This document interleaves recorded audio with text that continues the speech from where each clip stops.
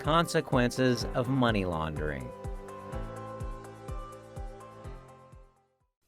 Now that we have understood the basic concepts of money laundering, let's spend a moment to look at the consequences of money laundering. Although this is quite difficult to quantify, it is clear that money laundering is detrimental to a country. There are many negative risks and effects of money laundering. Governments are well advised to take action against it and protect their economies, businesses, and societies. We will look at each of these areas individually. Economic consequences. Let us start looking at the economic consequences. Now, first of all, money launderers like to conduct their operations in growing economies. These countries' governments are usually so busy dealing with handling all the growing industries and businesses. They often make fighting money laundering a lower priority. But let's not sugarcoat it. It's a deficiency and a weakness. Most launderers exploit this weakness for criminal purposes, and they move their networks and operations to these countries. In turn, this will then harm the integrity of these economies, including the financial sector. Foreign investments and foreign businesses will turn very careful and eventually reject setting up the businesses in these economies, and investment funds will be funneled elsewhere.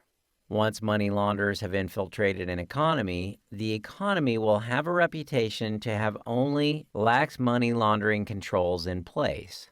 Thus, it will be very hard to create a business-friendly environment. Money laundering can also cause unpredictable changes in money demand and great volatility in international capital flows and prices. To understand this, you have to look no further than at the real estate sector. Let's consider London real estate. Data shows London's property boom is a money laundering horror and that criminals are laundering billions in London real estate. Don't get me wrong here. This is not limited to London, but happens in all metropolitan areas worldwide, from Rio to New York to Tokyo.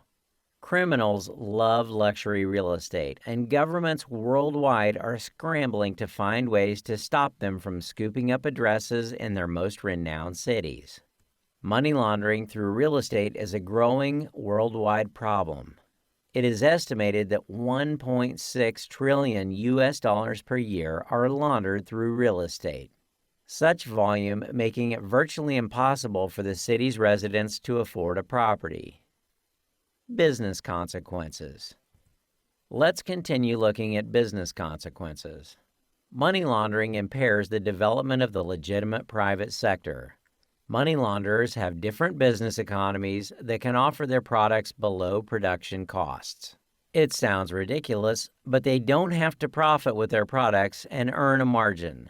Their primary goal is to launder the funds as they have already made a profit with criminal activity.